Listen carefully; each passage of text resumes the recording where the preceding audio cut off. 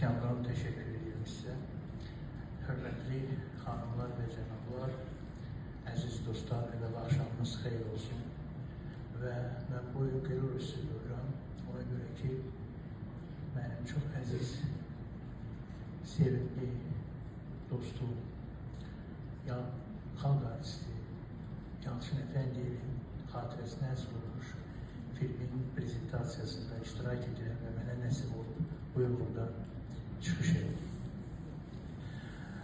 Siz vaxtilə çox görkəmli Fransa, Alman həm həkimi, həm filosofu Albert Schweitzer deyirdi ki, o insan ki, insanların haqqında heyranla danışır, onları sevir, o əsl insandır, o əbədi yaşayacaq. Və mən hesab edirəm ki, Yalçın müəllim məhz belə bir insan idi. O hər bir insandan, hər bir şəxsiyyətdən çox böyük məhəbbətlə, sevgiyle heyran olur o insanlar. O heç bir insanın mənfi cəhətlərindən danışmazdı. O hər bir insanda müəyyən bir gözəl məqamlar tapırdı, sevirdi insanları. Və o sevgi onu həyatda yaşadırdı.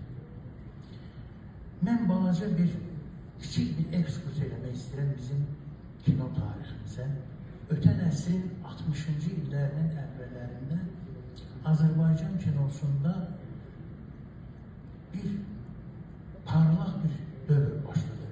Bu dövr nə ilə bağlıydı? Bu dövr onunla bağlıydı ki, ümumi kinematografiya üstünü bitirmiş insanlar Azərbaycan kinosuna gəldilər və çox parlaq sonra simalara çevirdilər.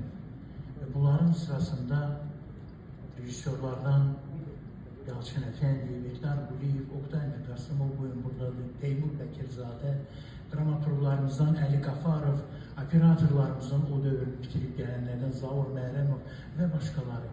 Və bu insanların qəlbində, ürəyində yaşayıb yaratmaq, kino sənətini kəşf etmək var idi. Və çox maraqlı filmlər bu insanlar çəkdilər, eksperimentlər etdilər Azərbaycan kinosunda. Və bugün də fəxrlə, iftixarla biz o filmlərin adlarını çəkə bilərik. 60-cı illərdə yaranmış filmləri.